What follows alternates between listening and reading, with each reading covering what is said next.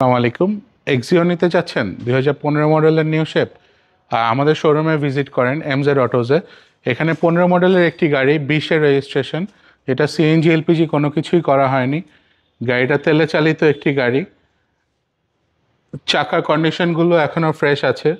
Glass থেকে শুরু করে গাড়ির প্রতিটা লাইট, প্রত্যেকটা পার্টই এখনও অরিজিনাল আছে।